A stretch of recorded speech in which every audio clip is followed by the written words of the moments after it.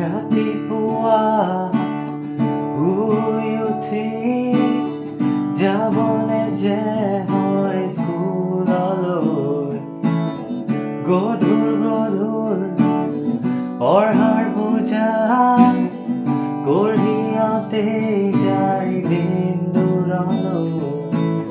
স্কুলৰ শেষত টিউচন কৰি ঘূৰি আহি একো নেপাওঁ বিচাৰি, হোমৱৰ্ক কৰি ভাগৰি বিচনাৰ কোলাকে সামৰি।